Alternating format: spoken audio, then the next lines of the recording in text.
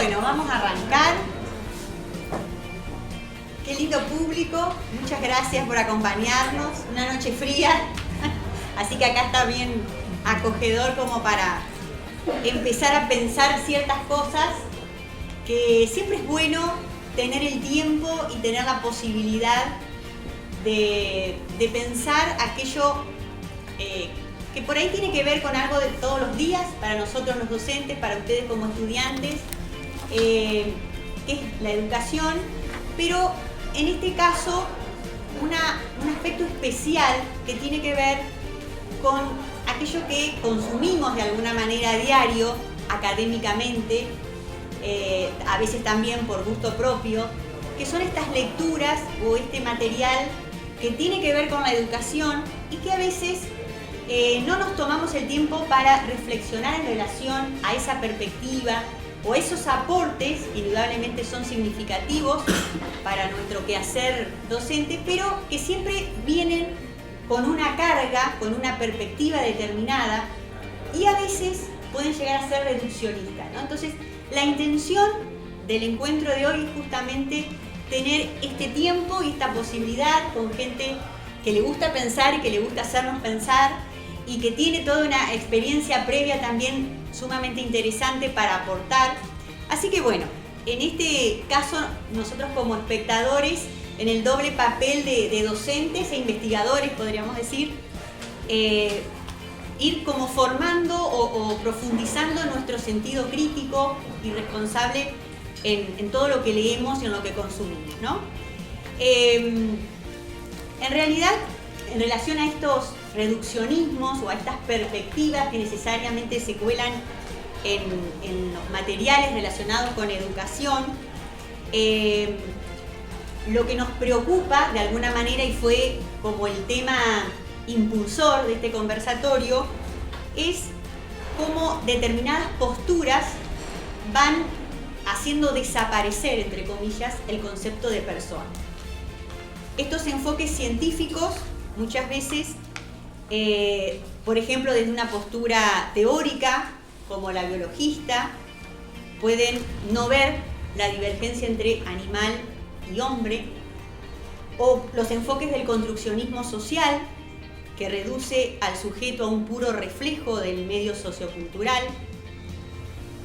No es un dato menor que alguien tan influyente como Foucault, en el siglo XX, proclamó la muerte del hombre como corolario inevitable y al mismo tiempo deseable del pensamiento crítico contemporáneo. Entonces, creemos que esta desaparición tiene consecuencias que tenemos que atender en la educación porque introduce un sesgo determinista o reduccionista en la imagen del hombre, con indudable impacto en nuestro quehacer diario.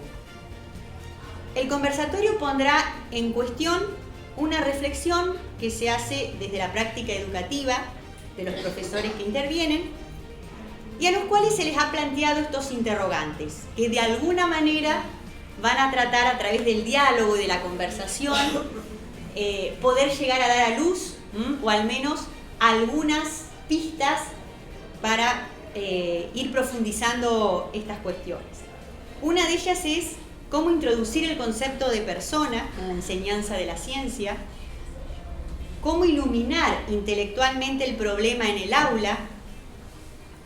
¿Es posible deconstruir el discurso abolicionista de persona? Y otras cuestiones que, bueno, seguramente se irán repercutiendo o quedando a lo mejor para después de unos 40, 45 minutos más o menos en los que podamos escucharlos y poder ir siguiendo sus reflexiones. Cada uno de nosotros podemos hacer preguntas, podemos orientar también alguna temática que nos interese en particular y después seguramente en las aulas con cada profe también se irá viendo alguna cuestión, alguna temática para seguir profundizando y para seguir pensando. Esa es la idea. Así que desde ya los presento, aunque son profes de ustedes. Liliana ha sido parte nuestra y sigue siéndolo, aunque aún ya es jubilada, pero siempre la tenemos aquí. Es un placer. Liliana Luca, muchas gracias. Marcelo Lorenzo y Guillermo Rego. Muy bien. Así que con ustedes Muchas gracias. Y muchas gracias al PUC. Bueno, ya ha adelantado Milagro bastante el tema, diríamos, la introducción. Y bueno, quiere decir que este conversatorio es continuación de un conversatorio que se dio en la comisión de antropología, diríamos, ¿no? Es decir, venimos conversando y continuamos conversando sobre este tema. Y el punto, diríamos, de quiebre es, como en la mayoría de las reuniones institucionales, es cómo tratar el concepto de persona en la currícula, digamos, en nuestra planificación, digamos, ¿no? Y bueno, y ahí lo que aparece, diríamos, como disonante es cómo este concepto de persona está cargada de cierto, diríamos, connotación de cosa obsoleta, casi que medieval, ¿no? Frente a una terminología, un léxico de las ciencias sociales novedoso. Y entonces la idea es cómo pensar estas dos culturas, digamos, mejor dicho, la cultura científica y este concepto heredado de la filosofía cristiana, herencia de la filosofía clásica, ¿no? Que es el concepto de persona. Lo que se ve a primera mano es que hay una especie de disonancia entre esta postura y los textos, sobre todo en ciencias sociales, sobre la concepción de persona humana, ¿no? Como adelantó, como dice Milagro, hay un discurso más bien donde el concepto de persona ha desaparecido, de hecho no aparece, ¿no? Estoy pensando básicamente, por ejemplo, en ciencias sociales, yo doy sociología. Sociología, el paradigma dominante es el constructivismo social, digamos, ¿no? Que tiene una herencia, una tradición que arranca con Durkheim, continúa con Michel Foucault y demás, digamos, ¿no? Es decir, está esta idea de que, por ejemplo, voy a dar una frase bien sacada de la sociología: la producción social del sujeto, ¿no? Una frase densa que sugiere básicamente que el sujeto es un emergente de las relaciones sociales. Es decir, ahí no aparece la idea de persona como algo anterior a la sociedad, ¿no? O la frase esa de Michel Foucault, que dice que básicamente el hombre es una invención histórica, producto de dispositivos de saber poder. Es decir, y uno lo interpreta y dice, entonces el poder rediseña, el hombre lo puede inventar, ¿no? A través de una ingeniería social, ¿no? Y entonces conecta esto con la experiencia de los totalitarismos, digamos, ¿no? De la idea de cambiar la naturaleza humana a través de algún experimento de tipo social, ¿no? Es decir, ahí también está en crisis la idea de persona, no aparece la idea de persona. En historia, por ejemplo, se habla mucho de actores sociales, digamos. Ajá. O sea, todos los que se parecen en una idea están juntos frente a otros que piensan distinto. En algún punto es eso que vos decís, digamos, el tema de la construcción como un elemento aglutinante o identitario, digamos. Somos en tanto pertenecemos a un... Claro, exactamente. Ahí se diluye la idea de la persona. Y al respecto, antes de pedirle a Liliana que nos dé más precisión, si uno tuviera que hacer brevemente, diríamos, una aproximación a la idea de persona, diría que la estructura de la persona podríamos hablar de una unidad sómato, psico, espiritual y social, le agregan algunos. Es decir, es una unidad jerárquica, compleja, estratificada, plural, pero unidad al fin, diríamos, ¿no? Donde sobresale la idea del hombre como un sujeto espiritual, que es el que organiza esa unidad. Y lo primero que uno observa cuando ve las tradiciones, los paradigmas científicos, es que hay como una tendencia a la inteligencia a aislar un aspecto de esta totalidad, ¿no? Aislarla, pero el problema es cuando se aísla y se cae en el reduccionismo de convertir a esa parte en la totalidad, digamos. O se aísla esa parte en desmedro del resto de la estructura de la personalidad. Por ejemplo, la postura biologicista, y la más evidente, que es la de reducir al hombre al aspecto somático, digamos, es decir, el cuerpo. Digamos, el hombre siguiendo una especie de prejuicio materialista, y el hombre es solamente un animal más o menos desarrollado. Esto viene del darwinismo, impacta, por ejemplo, creo yo, en la neurociencia. La neurociencia, más allá de los aportes que ha hecho, tiene un cierto sesgo materialista cuando sugiere la idea de un hombre neuronal, digamos. Es decir, el hombre son neuronas, digamos, ¿no? Es decir, así como, qué sé yo, la bilis es producida por el hígado, el pensamiento es producido por la actividad del sistema nervioso, ¿no? Es decir, una reducción de la dimensión psicológica y espiritual del hombre al cerebro, digamos, ¿no? Esa es una visión reduccionista, y entonces uno se pregunta, ¿quién habrá hecho la teoría de la relatividad? ¿Las neuronas de Einstein o Einstein? ¿No? ¿Quién habrá hecho la novena sinfonía? ¿Las neuronas de Beethoven o Beethoven? ¿No?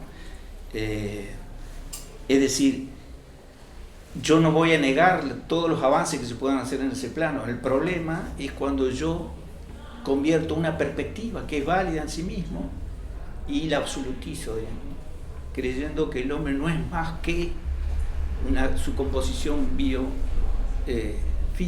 no es más que un reflejo de las condiciones materiales de existencia, como diría Marx, no es más que un reflejo de los factores socioculturales. Insisto con este giro gramatical, no es más que, ¿no? No es más que. Parece que nos va a dar la clave de todo, pero ese en realidad está envolviendo una reducción, ¿no? Y por tanto transmite una imagen fragmentada de la persona humana, que es mucho más que eso, digamos. Marcelo, y vuelvo al concepto, cuando yo miro solamente un aspecto, me siento parecido a los que miran el mismo aspecto que yo. Bueno. O sea, yo cuando miro a una persona en su integralidad, puedo disentir con algunas cosas, pero reconozco algo más que lo que solo veo. Claro. Cuando yo pongo el acento en un aspecto, los que se parecen a mí son los que valen. Bueno, exactamente. Podríamos pedirle a Liliana que nos dé un aporte del concepto de persona, porque el concepto de persona es un concepto metafísico, ¿o no? Totalmente. En realidad el concepto de persona surge en la filosofía. Claro. Y nosotros no encontramos históricamente definición de persona como tal hasta más o menos el siglo V, VI después de Cristo, que es cuando Severino Boecio, un pensador cristiano, expresa una primera definición de persona, que sin duda es la más famosa y la que más ha trascendido en la historia y que ha sido retomada después por otros pensadores. ¿Y qué dice Boecio? Y después podríamos agregar San Agustín, Santo Tomás de Aquino, otros pensadores más actuales o del siglo XX, o algunos italianos como Stefanini, Rosmini, etc. Pero cuando uno va rastreando elementos comunes en esas definiciones, encontramos que hay casi una gran coincidencia en algunos aspectos fundamentales que están expresados en la definición de Boecio. ¿Qué dice Boecio? La persona es substancia individua de naturaleza racional. Ya ahí tenemos tres conceptos que son netamente filosóficos e inclusive de una parte de la filosofía que es la ontología, porque si nosotros decimos que la persona es substancia, ¿qué estamos queriendo significar? En filosofía, en la ontología, hablamos de los principios constitutivos del ser y nombramos normalmente algunos pares de principios. Entre esos está justamente substancia y accidente. Claro. Substancia viene del latín substare, que significa estar debajo, que a la vez tiene la idea de que es un soporte. Y nosotros filosóficamente podemos decir que substancia es lo que es en sí y por sí. Claro. Y que no depende de otra cosa ni de otro ente para ser. Y accidente es lo que es en otro. Claro. Y que además totalmente contingente, porque el accidente es lo que puede estar o no estar, o puede ser de un modo o de otro. Entonces la persona, primero que nada, está en el orden de la substancia. Es Claro. ese en sí, es un ser en sí. Claro. Podríamos agregar un ser en sí, obviamente creado por Dios y solamente subordinada a Dios. En esta perspectiva cristiana, ¿no es cierto? Claro, claro. Solamente subordinada a Dios. Es substancia, por lo tanto no está subordinada a ningún otro ente, como vos decías, por ejemplo, en el marxismo, en que la persona, el materialismo dialéctico y en los sistemas políticos que se basan en esas ideologías. Es como que la persona ahí queda como un individuo, como un apéndice de algo, del Estado, por tanto deja de ser sustancia. por ejemplo.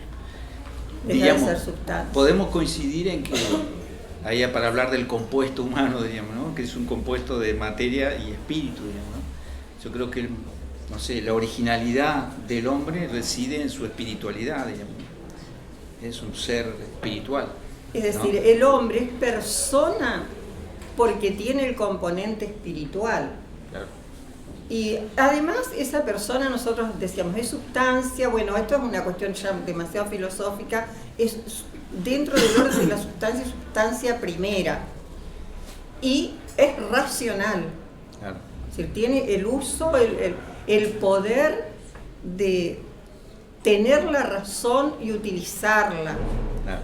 Y en eso es original respecto de, por ejemplo, los vegetales y los animales, por ejemplo, que tienen alma, pero no racional. Claro. Puede Tienen ser un alma sensitiva. sensitiva en el caso del animal y vegetativa en el caso de las plantas. Pero la originalidad, bueno, pero si, y diríamos, el hecho de ser persona, ser espiritual, ahí hay dos facultades muy importantes que son la inteligencia y la voluntad, o el apetito intelectual, digamos, ¿no? Es decir, una voluntad ilustrada por la inteligencia y por tanto, pero sobre todo una voluntad libre. Por eso la postura determinista, cuando desconocen esta parte superior del ser humano, digamos, es como que atacan básicamente al núcleo de la persona, que en su aspecto de ser espiritual y libre.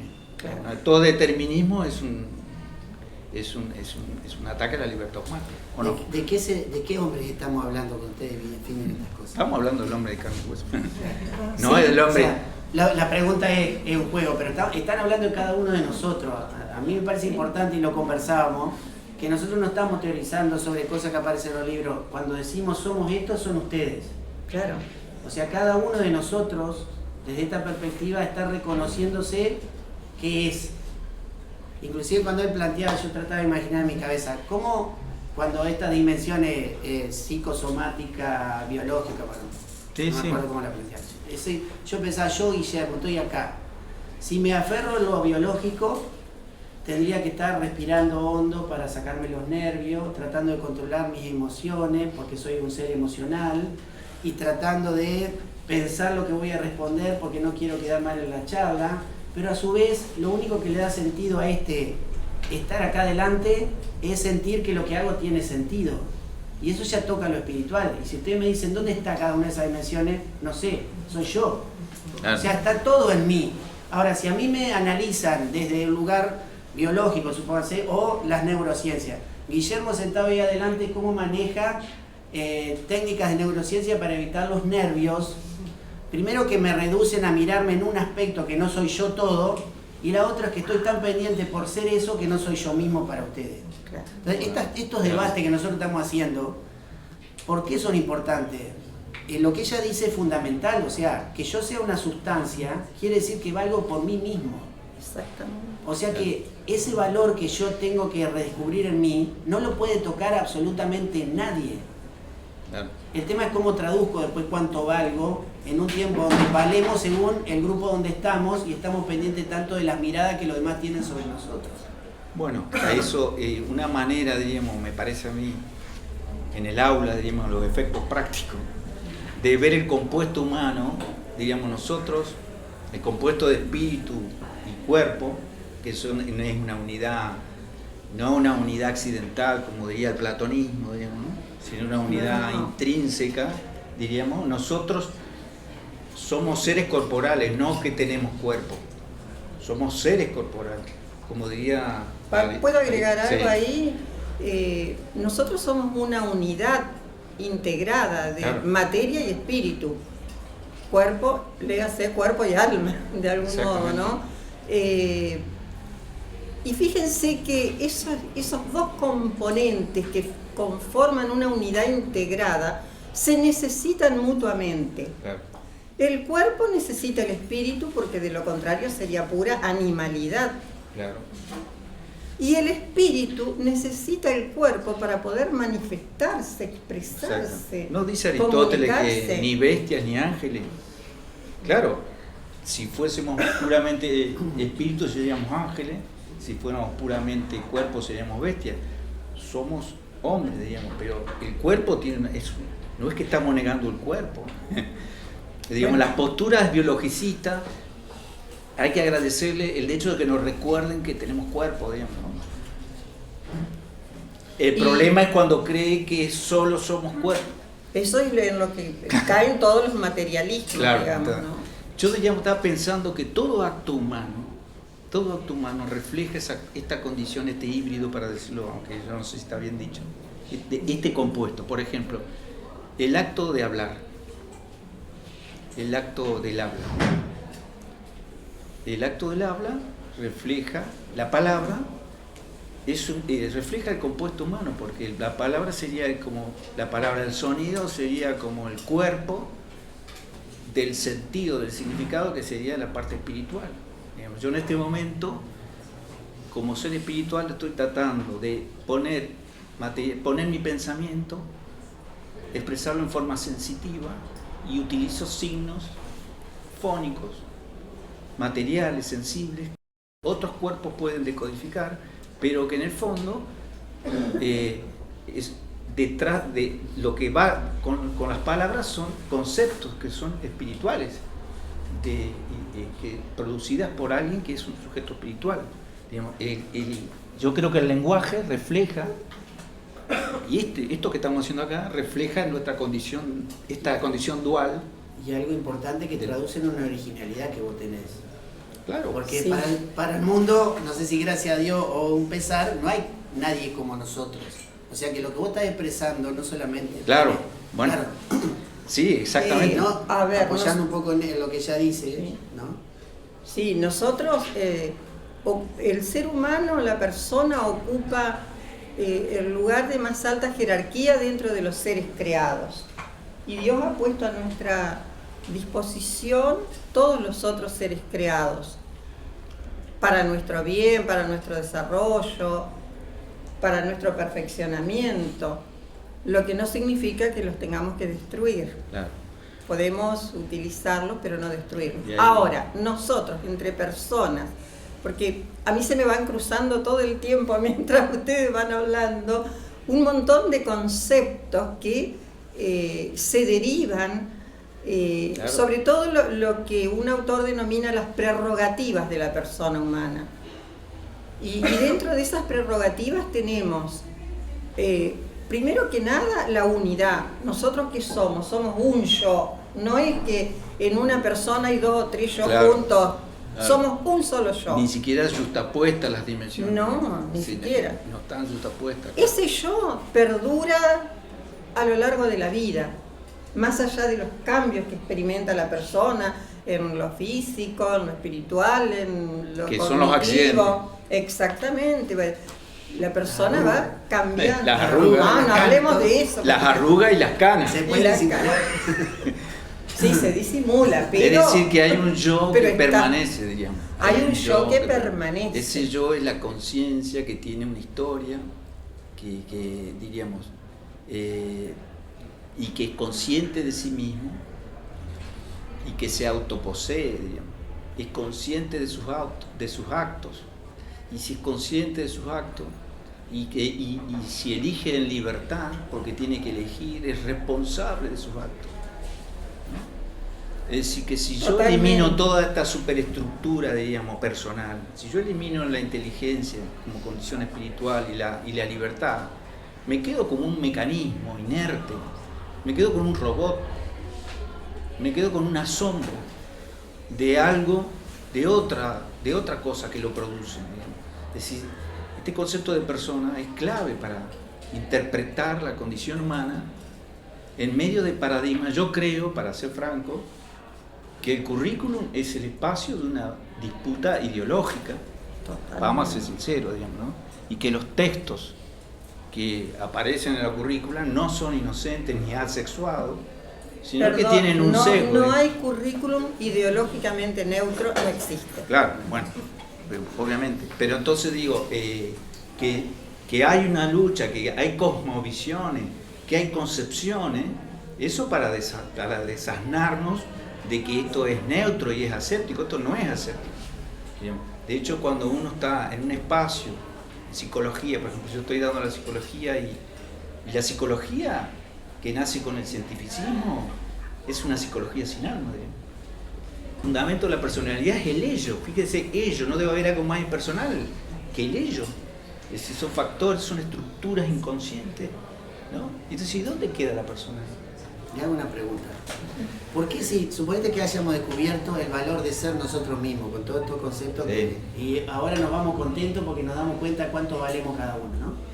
Y ahí me faltó agregar otra cosita. Tenemos acá No me nuestro diccionario filosófico. Justamente la persona tiene, entre esas prerrogativas que mencionábamos recién, hablábamos de la unidad, la identidad, la inseidad, que ya dijimos un ser en sí, no en otro, ni que dependa ontológicamente de otro. También la persona tiene la libertad, como dijo muy bien Marcelo, la libertad que situada socialmente, la libertad no es absoluta. Obviamente. Nuestra libertad Es la libertad del hombre, existe, no pero de es la Dios. libertad del hombre y está sujeta a normas y a derechos y obligaciones y demás. También tenemos la logicidad, que es el poder establecer relación, comunicarnos, no solo, diríamos, horizontalmente con todas las otras personas, sino también la posibilidad de comunicarnos con Dios, con lo absoluto, digamos, una comunicación vertical. Muy bien. Y otra cuestión, justamente porque salió, y yo lo que quería era ponerle un poquito el nombre, es la dignidad de la persona. Es que es el valor del que hablaba Marcelo y Guillermo, el valor absoluto de la persona. Es un valor que no es comparable con ningún otro valor, ni material, ni siquiera espiritual, intelectual, no. La persona tiene un valor, una dignidad. Dignidad viene del griego dignos, que significa valioso. Y ese valor es un valor especialísimo, no comparable con cualquier otro valor, ni material, ni de otra índole. Entonces, dejar bien claro eso, ¿no? Y otra cosa que hace unos días, recuerdo que hacían una conversación previa a esta, Guillermo decía, a veces me parece que cuando hablamos de personas, los alumnos piensan que hablamos como de otros seres, pero como que no es de ellos mismos. Cada uno tiene que ser consciente de que es persona. Y no se necesita haber estudiado, porque yo digo, en cualquier situación, por ejemplo, cuando una persona no es bien tratada, Y aunque no haya estudiado nada, ¿qué dice? No me trataron bien como Claro. persona, no fui Exacto. tratado como persona. Es decir, todos tenemos como, yo Exactamente. diría, una especie de un conocimiento, Sí. una intuición de lo que es nuestro propio ser. Totalmente. Bueno, lo que vos planteabas, y te tiro el ejemplo que iba a plantear, esto de construir los aspectos de la persona lleva a que yo pueda comparar a una persona con un animal y ponerlo en la misma categoría, o considerar que ciertas personas por cierto lugar social valen más que otros, Claro. o que tienen más capacidad y uno tiene una discapacidad, aunque en los papeles dice que todos tenemos los mismos derechos. Claro. El correr el concepto de persona a veces me quita la fortaleza de comprometerme con el otro, no tanto porque me parezca o me caiga bien, sino porque entiendo que vale como yo. Ujú. También es un concepto intelectual que si yo lo trabajo me sostiene en el desánimo o en la tentación que tengo de despreciar a muchos, digamos, ¿no? Volviendo a ese tema de la visión científica, pues la escuela transmite la cultura científica. Fundamentalmente. Claro, por eso este tema es un tema clave, es decir, cómo sintonizamos con. Yo hago la distinción entre que una cosa es la ciencia y otra cosa es el cientificismo. Yo, digamos, no quiero que esto aparezca como un discurso contra la ciencia, al contrario, ¿no? La ciencia tiene sus métodos, tiene su modo de acceso al conocimiento, y me parece legítimo, muy válido. El problema del cientificismo es que es la ideología de la ciencia que dice que este es el único conocimiento válido. Y entonces todo lo que ella no puede medir, lo que no puede cuantificar, lo que no puede observar, lo ignora, como hace Skinner con el conductismo. Skinner pone el método por encima del objeto, ¿no? Anda con el método. Entonces todo lo que nos calza en el método, que es su mirada, no existe. Y llega a negar, a hacer un discurso contra la libertad humana. De hecho no existe el pensamiento, no existe el alma, no existe nada, y reduce al hombre a un organismo de reflejo, digamos, como un perrito, el famoso perro de Pavlov, Claro. digamos, ¿no? Es decir, hasta ahí llega el cientificismo. Sí, Es un prejuicio antimetafísico, es un prejuicio y materialista, digamos, ¿no? Por eso yo digo que otra cosa es la ciencia, una ciencia que conoce sus logros, sus dimensiones, pero acepta que hay otros accesos a la realidad, que admite que existe el misterio, que existe la literatura, que existe la poesía, que existe la religión, ¿no? Que da otra versión de la realidad tan digna y tan importante como la ciencia. claro. Porque convengamos, disculpame, Sí. hablamos de persona, pero para mí la persona hay que hablar del misterio de la persona. Porque si reducirlo a un concepto, ya sabemos que la persona es un misterio, porque el hombre es un misterio. El misterio del ser de Gabriel Marcel. Exactamente. Gabriel Marcel fue es un misterio. filósofo existencialista cristiano, Claro. diferente de los existencialistas ateos, ¿no? Que Como los Sartre. existencialistas ateos, como Sartre, por ejemplo, ellos sostenían que el hombre es un ser para la muerte y que con la muerte física ahí se termina absolutamente todo. La diferencia con los existencialistas cristianos está o se da en el hecho de que estos últimos plantean la idea de que con la muerte no se termina el hombre, que hay una esperanza y una esperanza en otra vida. Ese caso, Gabriel Marcel tiene un libro justamente que me hiciste acordar porque se llama El misterio del ser. Claro, exactamente, porque si lo vemos así, vemos que este hombre, que es la libertad, es un misterio, porque es un don. Por otra parte, la ciencia, el cientificismo, la ciencia no termina de satisfacer todos los interrogantes humanos, como la muerte, más allá, el sentido de la vida, la felicidad, digamos, ¿no? Por eso surge la filosofía, Surge la como filosofía. un intento de dar respuesta a esos Exacto. grandes interrogantes. Por eso es el gran tema de la atención en el currículum, ¿no? ¿Cómo hacemos para que esta visión metafísica más enriquecedora de la persona no quede descolgada, digamos, del discurso dominante paradigmas, y digo paradigmas, estos paradigmas, muchos de ellos, muchos textos que se bajan de la currícula, son mañosos en el sentido de que con un lenguaje y una jerga novedosa encubren una antropología no explícita. Y entonces es como que uno se traga la jerga y le gusta la novedad y no se da cuenta que si uno desoculta, detrás hay una postura antropológica y una postura filosófica, pese a que viene con la pátina de ciencia, ¿no? Sobre todo hablo en las ciencias sociales. Una buena manera sería preguntar si están hablando de mí. Bueno, yo creo que si uno fuera a tomar referencial y se diera cuenta que otra gente está hablando de mí creyendo que me define, también se repensaría de decir, muy buenos autores todo lo que ellos citan, pero en definitiva son gente como yo que piensa sobre mí. En algún punto, solamente repetir lo que otros piensan es resignar la capacidad de pensar también con una cierta autonomía. Por supuesto que uno va adhiriendo a pensadores que vos te das cuenta que tienen lógica, pero los que plantean que el hombre ha muerto, además, o sea, están diciendo que yo soy un pobre gaucho en la vida, ¿no? Entonces, digo, cuando uno lo piensa de ese lugar, la pregunta es, ¿y a mis alumnos les voy a decir lo mismo? O sea, les voy a repetir la frustración que leí en un autor que dice ser reconocido por todos y que habla de que yo soy un desesperanzado en la vida, y ese es el mensaje que le voy a llevar. Porque en definitiva yo creo que lo que nosotros tenemos que repreguntarnos es ¿a quién les estamos enseñando en las aulas? No qué cosas. Bueno, yo creo que ahí, por ejemplo, puede darse una disonancia entre una transmisión de una imagen del hombre empobrecida en un acto pedagógico muy rico, porque probablemente no hay ningún docente que no admita que la relación docente es una relación entre personas,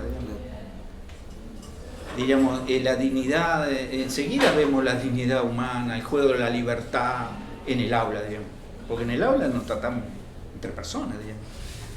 Y puede ocurrir que nosotros bajemos una imagen del hombre que incluso no es consistente con el acto pedagógico que se da entre personas, digamos. Yo creo que el maestro, el docente, esto lo sabe como intuitivamente, digamos. Si yo veo un divorcio, eso es lo que yo veo un divorcio entre cierto discurso, el tipo de discurso científico con el acto pedagógico, digamos, y con este enfoque de la persona.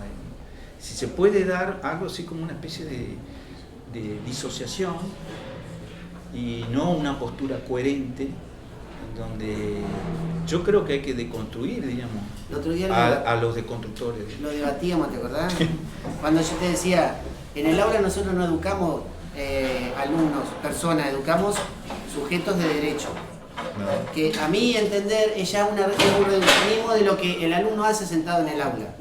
Porque toda persona es sujeto de derecho, no debería reafirmarse, claro, que es sujeto de derecho. Pero al decir que es sujeto de derecho, me está diciendo que ese alumno merece de mí todo lo necesario para desarrollar su capacidad y llegar a donde quiere llegar. Todas las otras dimensiones que implican más, por ejemplo, lo espiritual, yo no tengo por qué meterme en ese tema en el aula. Habrá razones, pero tampoco es enseñar una religión, pero dar elementos para que una dimensión del alumno, él las pueda contemplar en su vida y decidir con libertad. Mientras yo reduzco lo que le doy, porque lo pienso como me dicen que lo tengo que pensar, y lo hago para cumplir con el coso, porque si no me van a retar, hay un reduccionismo en el alumno. Entonces, no nos damos cuenta, pero muchas veces, es cierto lo que vos planteás, todos miramos al alumno que nos conmueve porque es una persona, pero ¿por qué nos cuesta tanto trabajar con un alumno que se nos vuelve un problema? Porque nos dice que nosotros le tenemos que dar todo lo que necesita, a nosotros no nos prepara, y vos decís, ¿y qué quieren? ¿Que hagamos milagros con él? No, pero hay otras cuestiones, ¿no? Como vos decís, sujeto de derechos, pero hay que acordarse que también somos sujetos de obligaciones. Porque si no, que no solo somos sujetos de derechos, somos sujetos también de obligaciones. Tenemos claro, tanto derechos como obligaciones, bueno, porque hay una tendencia, acá por ahí, si no se hace muy largo, sintetizando un montón de cuestiones, Marcelo lo que está planteando y lo que dio origen a esta conversación es un poco ver desde dónde vienen en la actualidad esos atentados contra la persona. Sí, sí. Y si nosotros miramos filosóficamente, ¿de dónde viene? ¿Dónde nos tendríamos que ubicar? Históricamente nos tenemos que ubicar en el contexto de lo que se llama la posmodernidad, o como hay otros filósofos que hablaron de posmodernidad y ahora hablan de hipermodernidad. Es un tema un tanto complejo. En realidad, filosóficamente y digamos como movimiento, la posmodernidad surge en la segunda mitad, avanzada la segunda mitad del siglo XX, y sus efectos y sus condiciones se perpetúan hasta ahora, ¿no? Inclusive hasta hay autores que dicen todavía es como que no está terminada de definir la posmodernidad. Sí. Todavía en proceso de elaboración. ¿Y qué significa ese pos? En realidad la posmodernidad aparece como un modo de reacción frente a la modernidad, lo cual no significa que sea una oposición total. Ese pos lo que indica en todo caso es una crisis y una necesidad de repensar. Y esa posmodernidad, ¿qué es lo que critica o rechaza de la modernidad? Por ejemplo, los grandes relatos de la modernidad que no se cumplieron.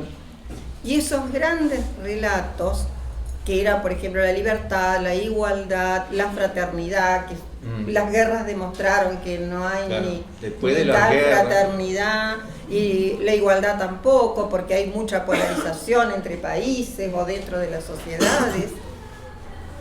Es decir, una de las cuestiones fundamentales es esa, el fin, la posmodernidad marca el fin de los grandes relatos de la modernidad. Claro, bueno, ahí va Bauman, y ahí, ¿no? Sí. Bauman el que habla de la modernidad líquida. La metáfora de lo líquido. Sí. Y lo líquido es lo contrario de lo sólido, digamos. Claro. Es decir, es la...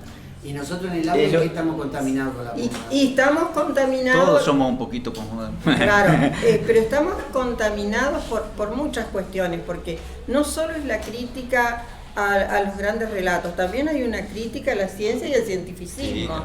Sí, se plantea que la ciencia no es el único modo de conocer que tiene el hombre. Bueno, y acá a la profesora de letra acá está el giro lingüístico famoso, ¿no? Es decir, el gran tema, ¿no? Hay otras formas de saber, bueno, todo esto del giro lingüístico, que un poco como que construimos realidades de acuerdo con las palabras que usamos. O sea, hay un cuestionamiento a la ciencia, hay un rechazo a la historicidad lineal, hay un rechazo también a la idea de progreso. ¿Por qué? Porque en alguna medida eso que implicaba parte de los relatos no se ha cumplido. ¿Y en qué desemboca esto para el hombre? En un desencanto, en una desesperanza. Yo diría en una angustia existencial. Hay una palabra que es nihilismo. Nihilismo y la nada, digamos. Ahora, traducido sería vivir el momento. No, el nihilismo es que no hay nada. El nihilismo es la nada. Es la nada. Ahora, yo creo que aún los grandes nihilistas, como Nietzsche, por ejemplo, no hay manera de hacer nihilismo sin afirmar algo, digamos. Yo cuando niego estoy afirmando. Nietzsche negaba a Dios, pero afirmaba al superhombre. Negaba al ser, pero afirmaba la voluntad de poder. Negaba, es decir, no hay manera. Es decir, el nihilista es nihilista de algo, pero no hay manera de no apoyarse en algo.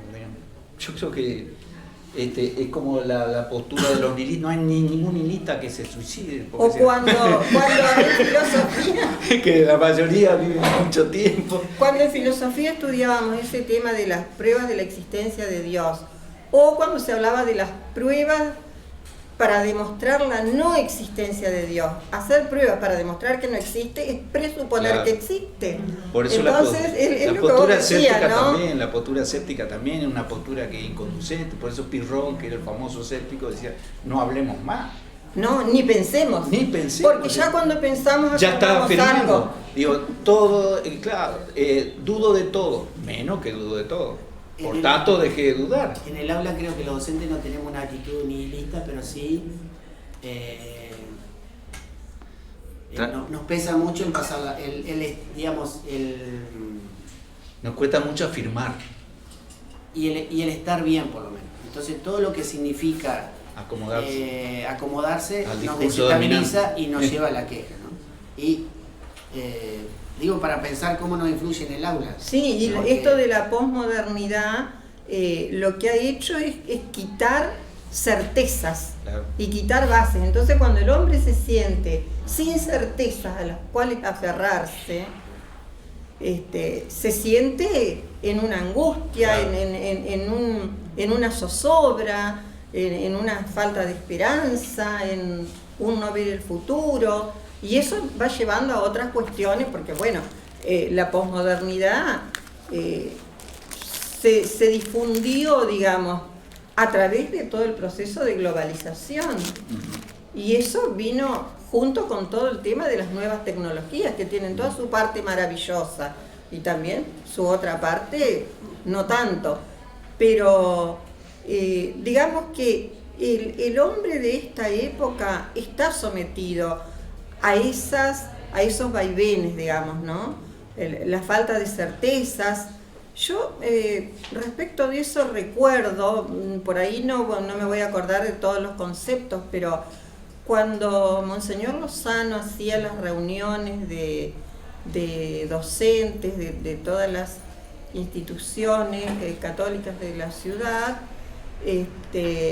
me acuerdo que en una de esas reuniones comenzó diciendo, ¿no? Bueno, no pensemos en las incertezas, primero pensemos en las certezas. ¿Cuáles son nuestras certezas? Primero que nada, que somos hijos de Dios. Y segundo, que Dios nos ama y que nos ha dado la capacidad para perfeccionarnos y que tenemos la esperanza en esta vida y en otra vida. Es decir, tenemos que aferrarnos a determinadas certezas, porque si nos dejamos llevar por todo ese mundo de incertezas que plantea y propone la posmodernidad, pues, no se cree que hay una verdad universal, no se cree en la ciencia como el mejor de los conocimientos, no se cree ni en la fraternidad, ni en todo. No se cree en la justicia, no se cree. Si yo recupero el sentido de persona en el aula, ¿qué certeza me da?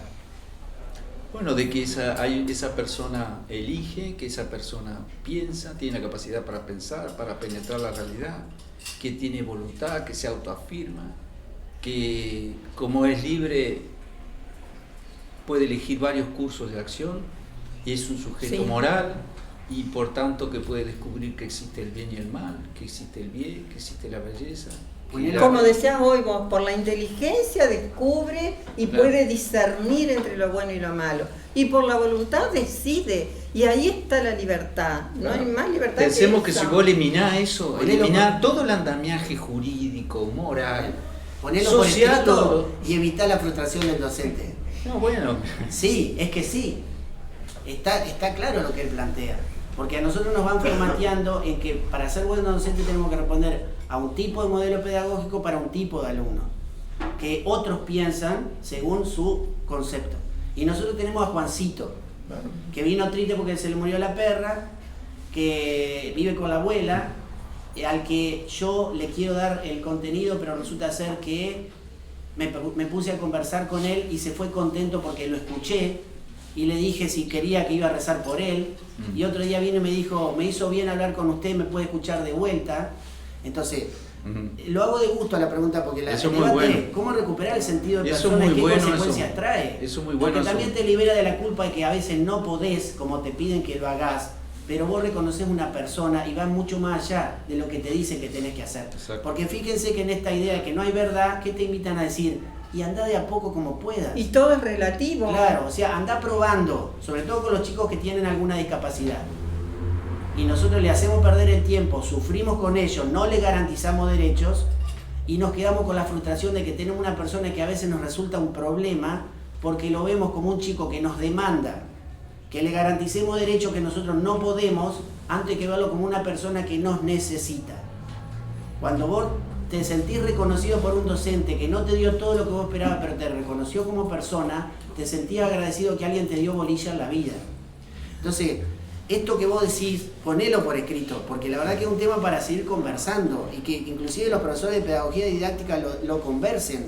Esto es recuperar el sentido de persona en el aula.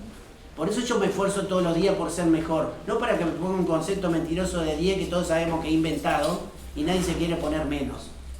O porque cumplimos con ciertos parámetros que ponen otros desde el escritorio y no la realidad. Si yo que me valoro como persona, porque ahora me doy cuenta de lo que valgo, reconozco que hay otro frente a mí que vale tanto como yo, ¿cómo no hacer el esfuerzo por hacerle sentir al otro que él para mí es importante? Y esto es transmitir la conciencia de que todos valemos, porque de derechos hablan mucho, ¿no? Y el derecho no debería parecer como una bandera cuando si yo te reconozco valioso, lo primero que me preocupo es ayudarte a que vos vivas más dignamente. Bueno, eso del derecho, ya, ¿cuánto? Ya estamos. El derecho tiene un sesgo, eso lo dice Saramago, que es un escritor portugués, comunista, Premio Nobel. Premio Nobel, y él se organizó con otros intelectuales para producir un documento. Dice que a la humanidad le faltaba un documento, que es la Declaración de las Obligaciones Humanas, porque él decía que la idea de los derechos humanos tenían un sesgo burgués y egoísta, porque son los derechos míos, cuando históricamente el concepto de derecho era el derecho ajeno. El concepto de justicia heredado por la tradición romana y cristiana era que la justicia era hacia el otro, era un deber, era una virtud. Y si es una virtud, es una obligación al otro. No está pensado en mi derecho. Perdón, de hecho, una definición de justicia es dar a cada uno lo que le corresponde. Pero el derecho era una obligación al otro, era un deber ser. Por eso. Hoy es subjetivo, es una mirada egoísta, individualista, burguesa. Y bueno, el individualismo es propio de la posmodernidad, es un individualismo egoísta, narcisista, hedonista y consumista, entre otras tantas hablamos cosas que de podemos decir. los istas en literatura, que sería ista. Qué difícil plantear, porque el que reclama un derecho siente que se lo merece. Sí, pero y cuando nosotros, claro, para hacer justicia de este derecho, convengamos, para hacer justicia de este concepto de derecho después de la atrocidad de las dos guerras mundiales. De las dos guerras mundiales y del holocausto y de los totalitarismos, donde que había que preservar el derecho individual, es lógico. El problema es que ya está, digamos, ahora tenemos que ponerle énfasis en las obligaciones, porque no hay derecho sin obligación. ¿Será por eso que se ha pasado a la excesiva protección de los animales, digamos? ¿Quiénes deberían? Bueno, ese es un tema complicado, pero es un gran tema. Lógica, digamos. Pero eso es un tema porque la idea de que el hombre tiene una mayor dignidad por su condición de ser espiritual, hace que el hombre tenga una cierta primacía, de hecho la tiene, sobre el resto de los seres vivos, diríamos. El problema es que este hombre, que se ha degradado, ha exterminado el planeta. Entonces es lógico que surjan reacciones y que dice, vamos a detener esto, porque este es un monstruo, esta es una especie que piensa nada más que en ellos, y los animales, que obviamente que parecen más morales los animales que el hombre. Entonces, ¿qué diferencia hay? De igualdad, hay una diferencia ontológica, pero que el hombre se haya pervertido no significa que no tenga su condición de dignidad. Sobre todo hoy en día se habla mucho de que los animales son seres sintientes, es decir, que sienten.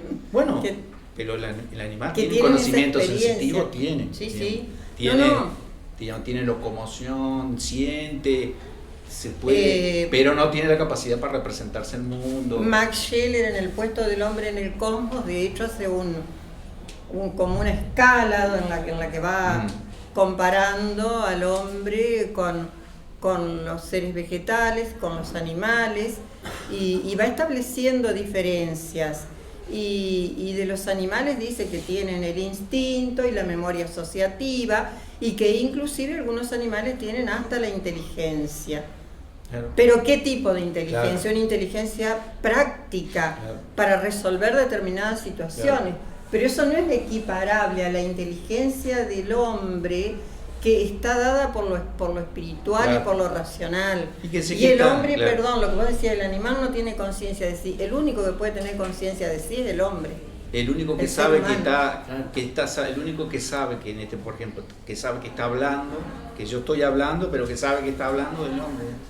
Es decir, el único que tiene conciencia de sus actos, digamos, ¿no? Y la objetividad, el poder diferenciarse, es decir, yo soy un sujeto, no soy un objeto, soy un sujeto y me puedo diferenciar del resto. En cambio, el animal en general no se diferencia del resto y de su contexto. Yo creo que, para no hacer demagogia, digamos, lo más demagógico es decir que el hombre está atravesado por determinantes y finalmente no somos responsables de nada. El concepto de persona es más exigente, porque parte del supuesto de que nosotros somos responsables. El sujeto el ente que es libre es responsable. La primera consecuencia es responder sobre lo que una exacto. La responsabilidad es la obligación de dar respuesta, de ahí viene la palabra responsabilidad, a lo que respuesta de lo que uno hace, claro, y de lo que uno decide hacer. Entonces, por eso hablamos de las obligaciones también. Primera consecuencia de la libertad, la responsabilidad, y de ahí en más, ¿no? Claro. Si los actos que hemos hecho son buenos o son malos, vendrá el mérito, el demérito, la sanción, etcétera.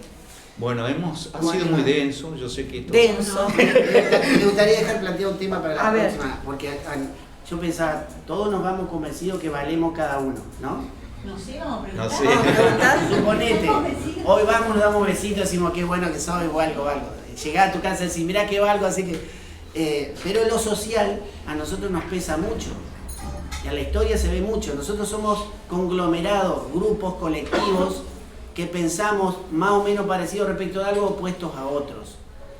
¿Cuánto juega la dimensión social en la conciencia de lo que valemos? Sí. Nosotros, porque hoy está marcado por eso. Nosotros valemos en tanto pertenecemos a cierto grupo que hace bien las cosas o mal. Yo creo que hay que distinguir entre determinismo y condicionante. Nosotros estamos condicionados por una cantidad de factores. Si nos ponemos contra la libertad, me pongo del otro lado, diríamos, no elegimos el cuerpo, no elegimos la familia, no elegimos la raza, no elegimos el país, no elegimos el horóscopo. Y ¿qué elegimos? Bueno, pese a todo eso, hay un margen de libertad y ahí está... Pero elegimos ir contra todo eso ahora. Sí, pareciera que hay paradigma, ¿no? Claro, pero yo por ejemplo ahora estoy dando en sociología a Durkheim. Qué convincente que es Durkheim cuando dice que... Durkheim es todo un discurso para negar que existe el individuo, ¿no? Es muy convincente, ¿no?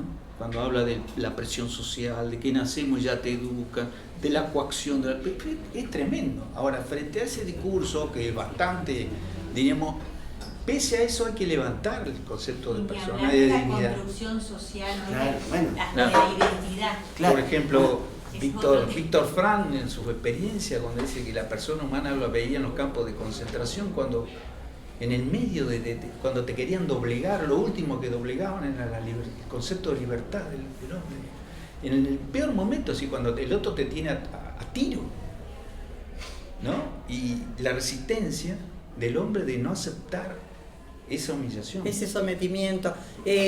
A mí hay una cosa que siempre me ha llamado así mucho la atención, que como personas que han sido criadas y educadas en sistemas totalitarios, por ejemplo en la ex Unión Soviética, cómo pese a todo eso tenían el deseo de libertad y hacían cualquier cosa con tal de obtener su libertad. Revela que ahí está la naturaleza humana por encima de y otra cuestión de la libertad, el ejercicio de la libertad se realiza mucho también a partir de lo que uno puede crear. Lo que el hombre puede crear obviamente no es de la nada, porque no es Dios. Es una creación, claro, en base a una recreación de elementos preexistentes, pero una recreación que implica una originalidad que tiene, claro, que ver con la singularidad de la persona, con esa, como vos decías hoy, la persona con sus diferencias y claro, que no existe, por eso se dice único e irrepetible. claro. Bueno, ¿a quiénes se persiguió más en los regímenes totalitarios? Muchas veces a los artistas, por ejemplo, Claro. porque son Que no personas que renunciaban a ejercen su- mucho su capacidad creadora. Exactamente. En el aula, por ejemplo, la baja autoestima es un signo de falta de libertad para descubrir sobre lo que uno es, y entonces sería falta de capacidad que tenemos los docentes de despertar la creatividad de los alumnos. Bueno, ahí hay un juego de conciencia. Porque el tema de lo social, vuelvo a insistir, y salgamos acá, ¿por qué necesitamos depender del grupo que nos dé una identidad, un color y un grito de guerra contra el otro? Si el poder está, no, pero socialmente está. Bueno, sí. Porque nosotros de alguna manera también tenemos que ayudar a repensar a nuestros alumnos si valoramos el ser persona. El ser persona no significa que no estemos en relación, en vínculos con el Bueno, otro. está bien, por eso Sí, digo, sí, no. es como un tema... La Por persona ejemplo, también el- es un ser de naturaleza El social. constructivismo social Claro. nos recuerda nuestra condición social. Sí, pero hoy lo asienta ahí a la identidad. Claro, el problema es que lo Ese hace a es. costa de a las otras En dimensiones. la historia por lo menos está ahí. No se habla de ser persona en el tiempo. Claro. Se habla de hombres, o sea, incluyendo a lo diverso, amontonado en actores sociales. Ahora, cuando vos hablas de historia, ya no, el sujeto es histórico porque es libre. Porque si no fuese histórico, sería un fenómeno como la ley de gravedad. ¿Por qué hablamos del sujeto histórico? Porque es un sujeto dramático que elige, que decide su destino. Lo que pasa es que la libertad nosotros la traducimos en eventos donde algunos rompieron las estructuras contra otros que no le dejaban, y el camino es seguir en esa línea. O sea, volvemos a épocas y a momentos a los que ponemos como efeméride para decirle a los chicos, si querés cambiar tu vida y que valga, amontonate con esto. Los otros son los que no quieren cambiar la historia. Y bueno, Y somos seres y la gregarios. potencia de la riqueza, de la individualidad, Claro, la del ser individualidad. persona y buscar otros caminos a veces, que no solo que la historia te enseña como lo único, tiene que ver con que nosotros no potenciamos. Tiro otra idea y terminamos. Bueno, A nosotros los docentes, nos venimos anunciando, en un mundo así que- diverso, no nos preguntan, por ejemplo, el primer día, ¿en qué crees que sos bueno? Bueno, vamos a potenciar eso en vos como docente. Nos forman a todos iguales para trabajar con un aula diversa. Bueno, No es solo, culpa- es un solo contrasentido. Bueno, es un contrasentido porque hablan de una diversidad que no respetan en cada uno de nosotros. Eso lo dejamos para otro conversatorio. Bueno, Pero muy bien. ¿Quieres hacer alguna pregunta? Medio caótico fue, ¿no? No. No, trató de ser lo más conversatorio. Ojo que esto no Bueno, está es una preparado conversación. porque Liliana se fue del guión.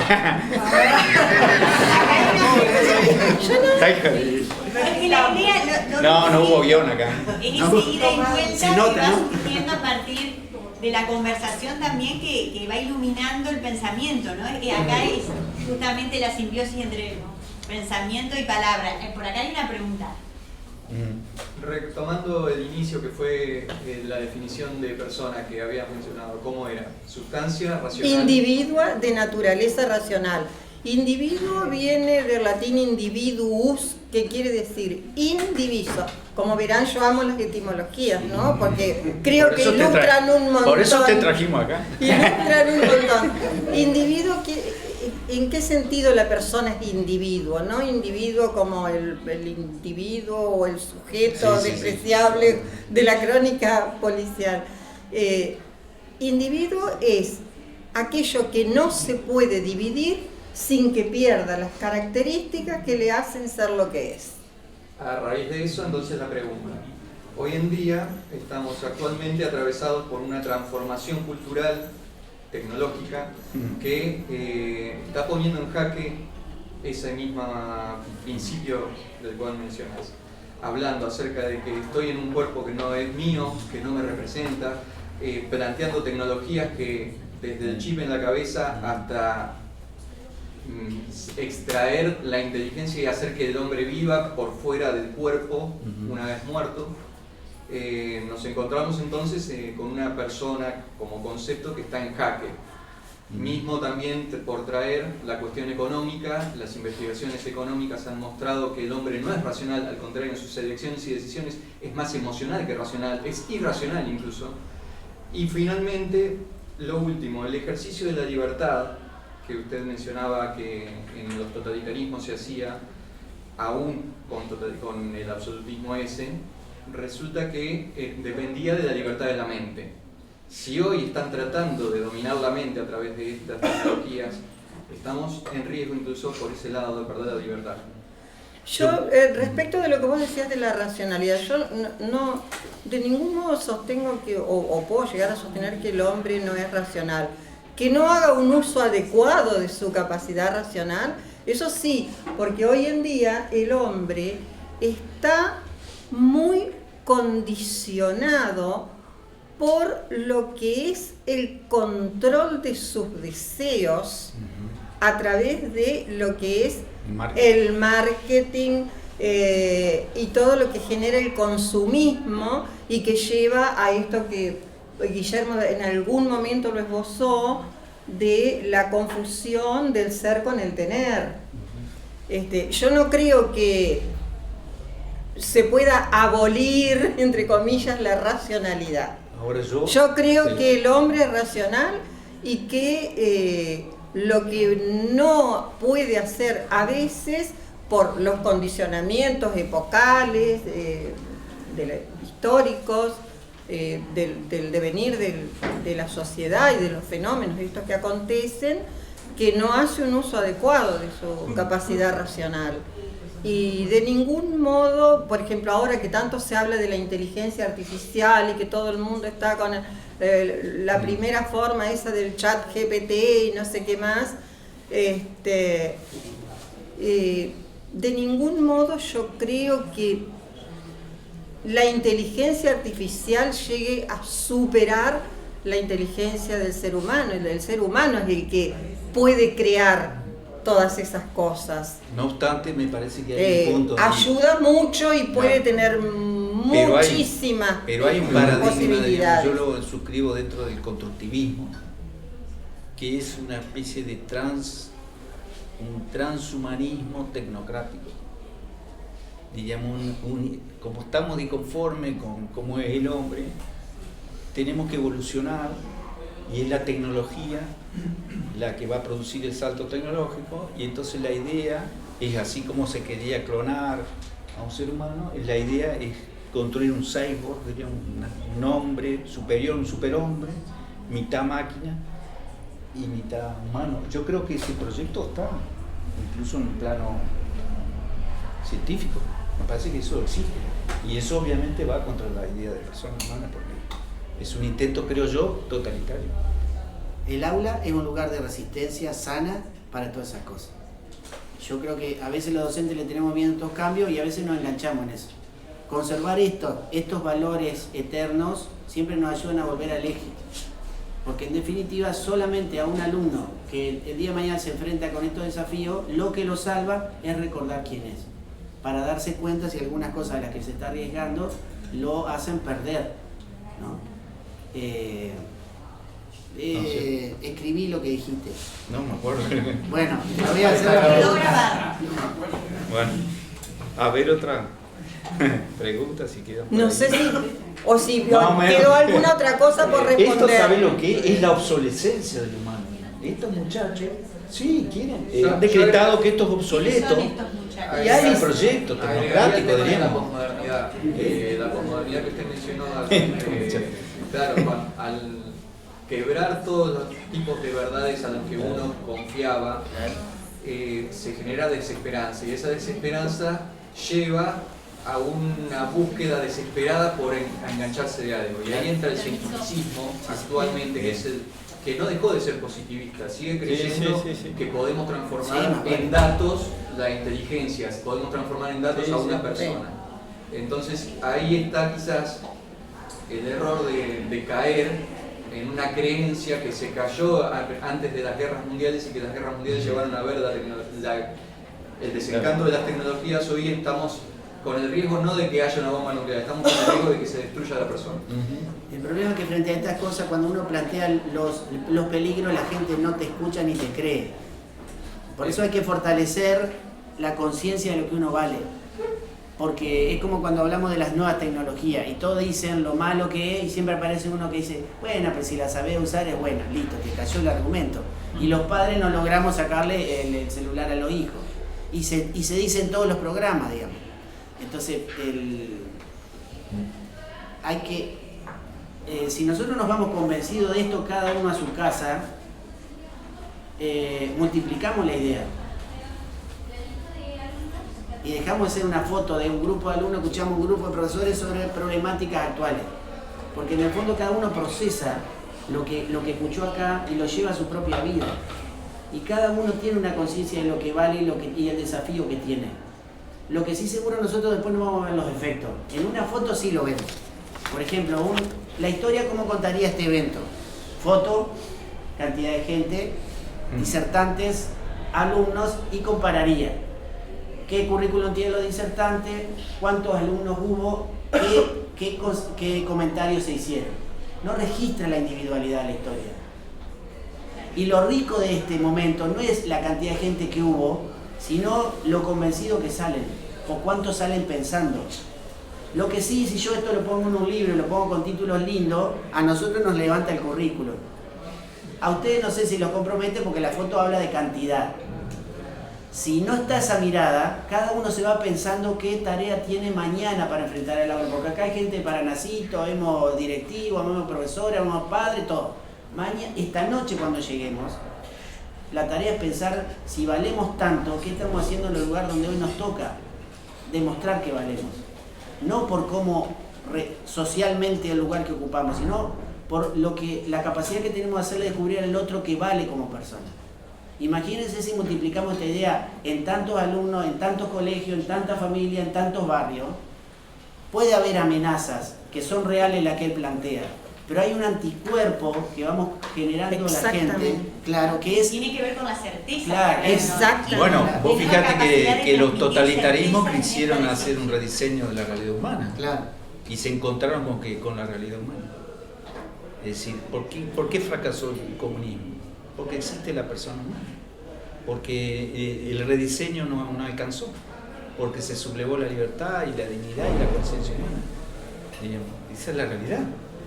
Es decir, no hubo capacidad de rediseñar. ¿Por qué no hubo capacidad de rediseñar todavía esa especie de superhombre? Los nazis que querían inventar una raza la superior. raza aria superior. Mirá cómo terminaron, digamos, ¿no? Me quedé pensando en esto de la cuestión emocional que hoy hacemos tanto hincapié como docentes, ¿no? Y que cada vez lo vemos como una dificultad mayor en nuestros chicos, esa fragilidad emocional, porque en realidad tenemos como docentes que hacer foco en esa realidad emocional. Pero a veces, o sea, me hizo ruido cuando vos hablás con tanto énfasis de esta definición de persona desde lo racional, porque indudablemente algo está pasando por lo cual estas nuevas generaciones, digamos, están como más emocionalmente frágiles.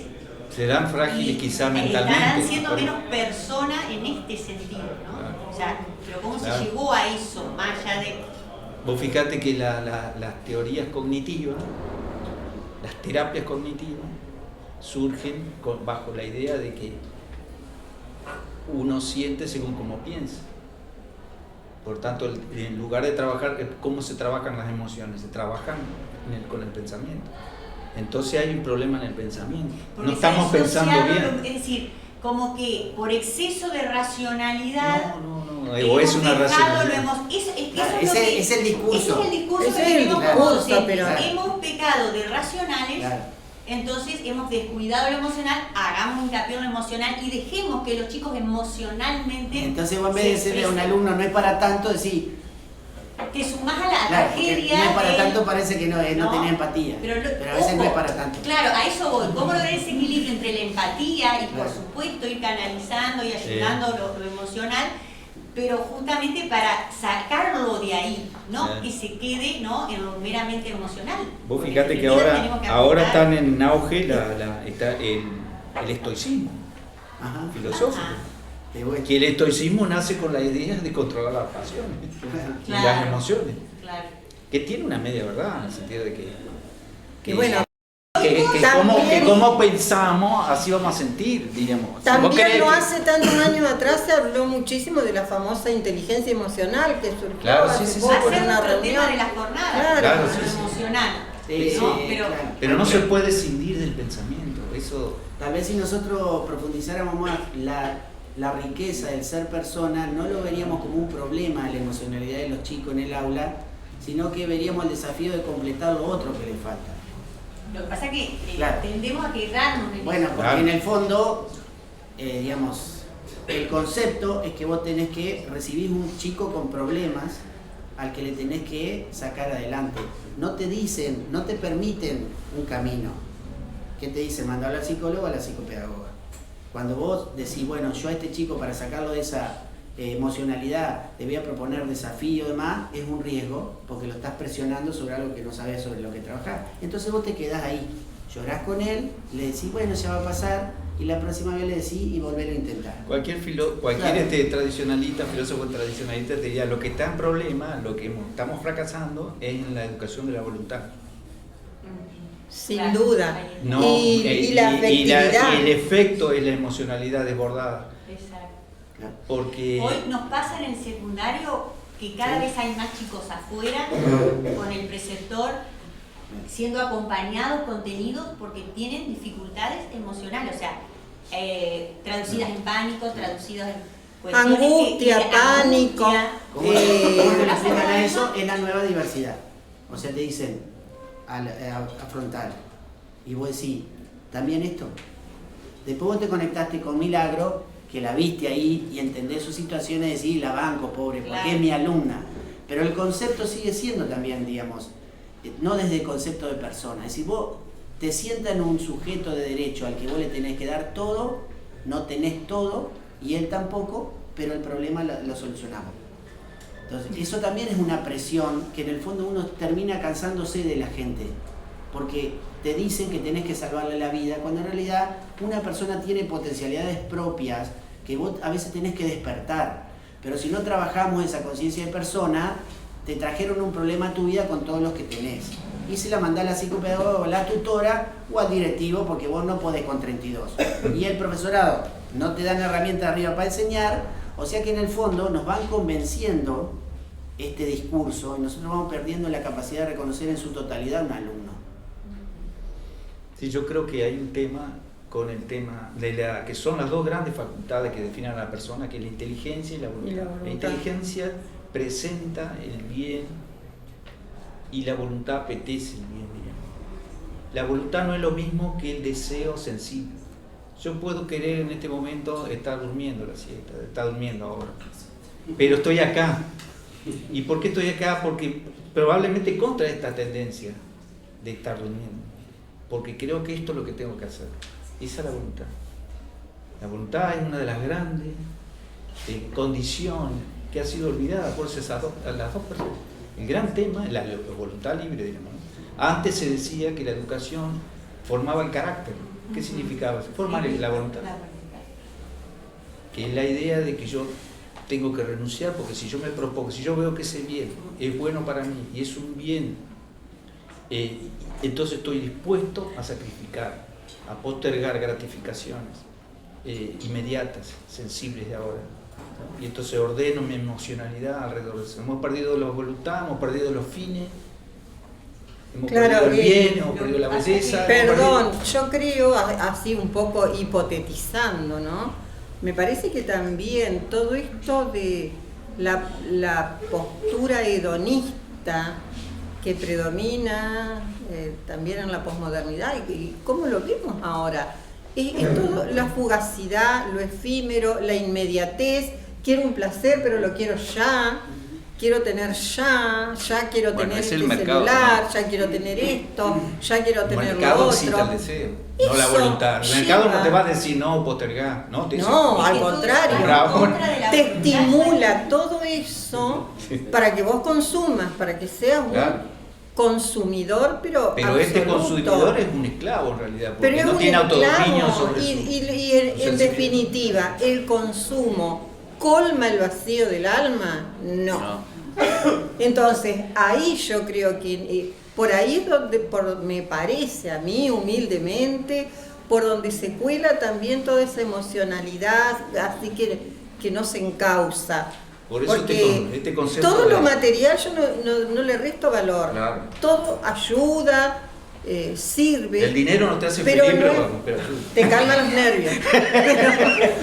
pero te calma los nervios. Una toda- respuesta toda- emocional. Sí, toda esa, sí, ese es un dicho. El dinero no hace la felicidad, pero calma los nervios. En definitiva, se me fue la idea de lo que iba a decir. El hecho de que lo material, esta era la idea que quería expresar, no es un fin en sí mismo, es un medio para otra cosa. Y en una sociedad materialista y hedonista se transforma la materia en un fin en sí mismo. Y en definitiva le deja un vacío al hombre espiritual. Fíjense que es todo tan veloz y todo se transforma en efímero y todo tiene que ser rápido, que el hombre ni siquiera se hace tiempo para reflexionar. No se hace tiempo para pensar, para conectarse con su interioridad. Da miedo pensar.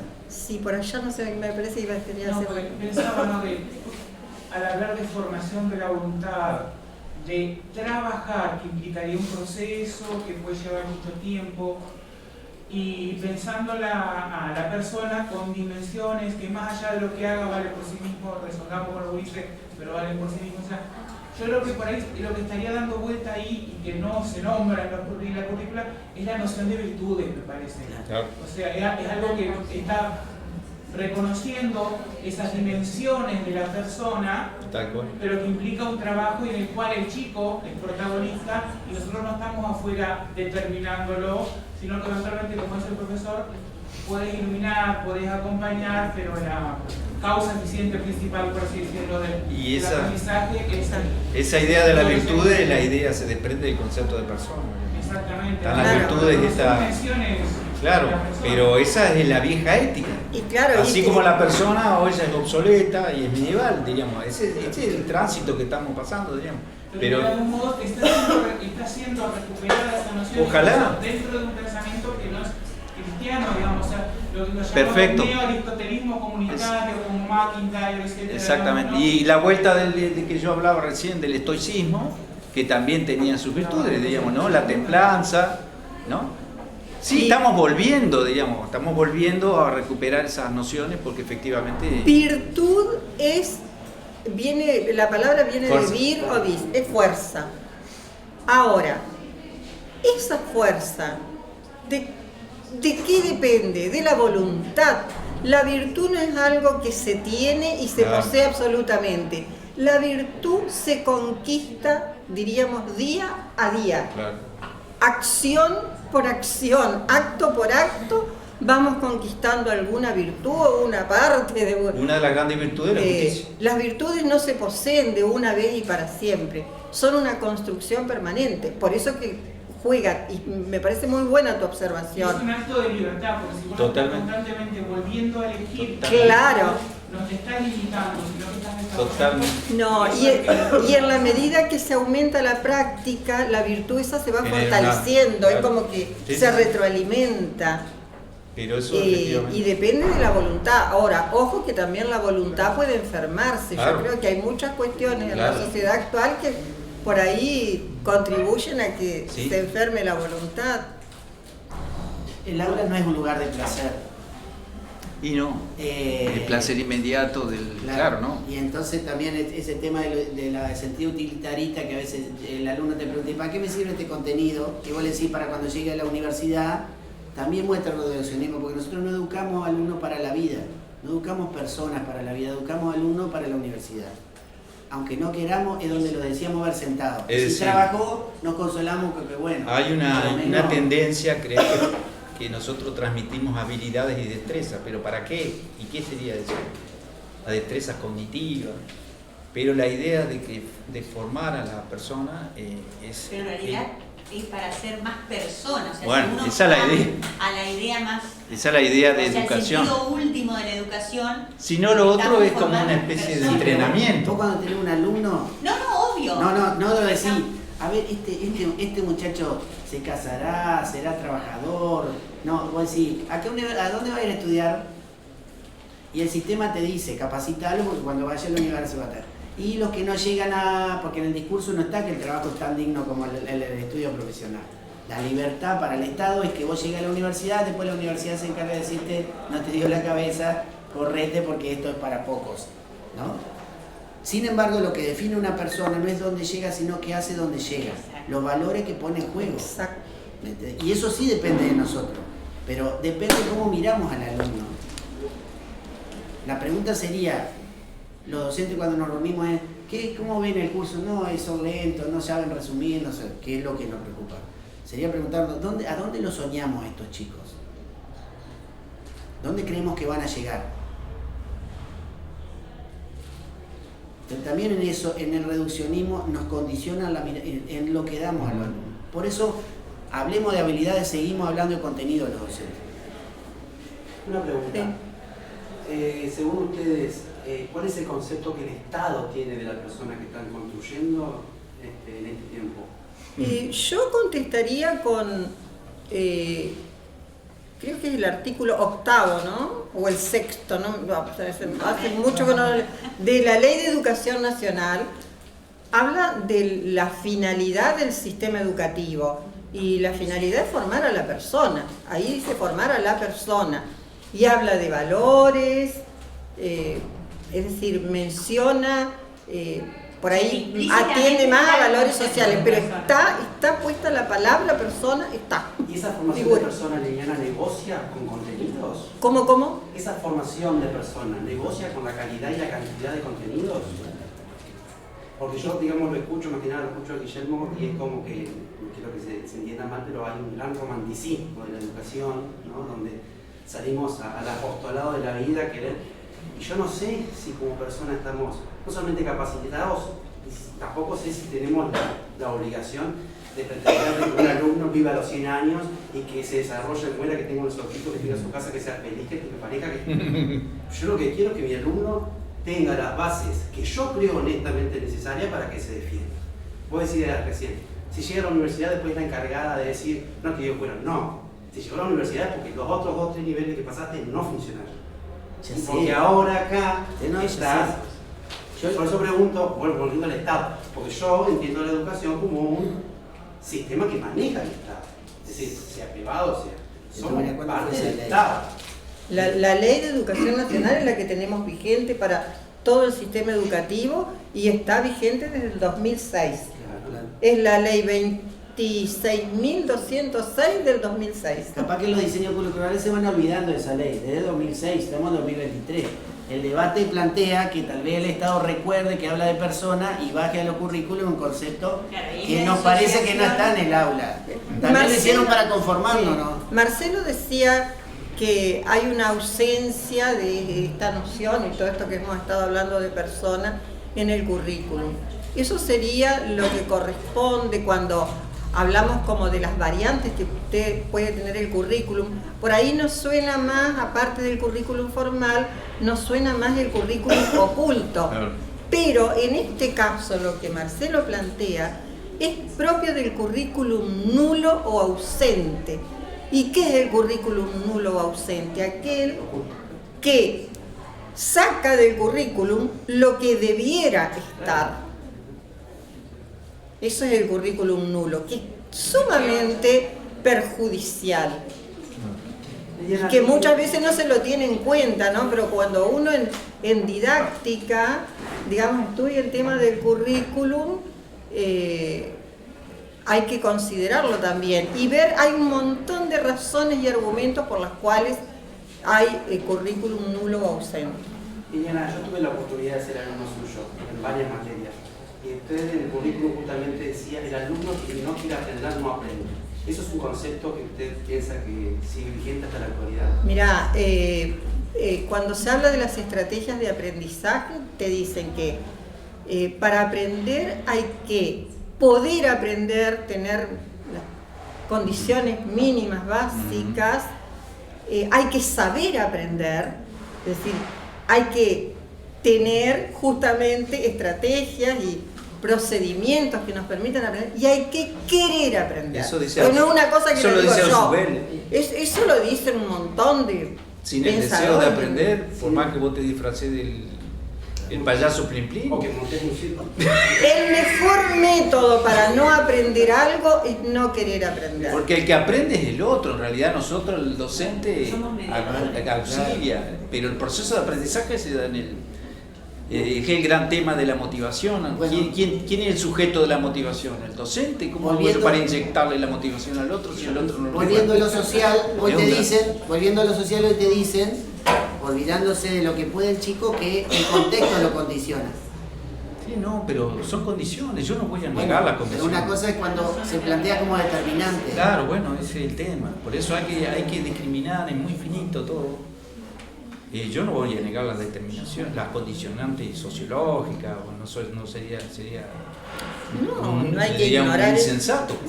El problema es reservar el concepto de la libertad, que el hombre todavía puede. De hecho, está lleno de experiencias de personas que han florecido, que han surgido, que han emergido en las peores dificultades, que son ejemplos justamente de la persona. No estaba hablando con Guillermo ya, bueno, Sí. por ejemplo, la historia y el concepto de libertad.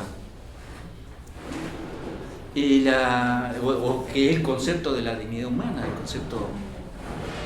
Toda la historia podemos verla como procesos, como actores y factores, y qué sé yo. Bueno, pero detrás de eso hay sujetos que peleaban por la libertad, por la justicia, ¿no? Las grandes luchas de la humanidad han sido por un valor moral, que era la justicia y la libertad. San Martín es un ejemplo acabado de una personalidad extraordinaria. Un tipo que, San Martín, podríamos poner a Belgrano también, ¿no?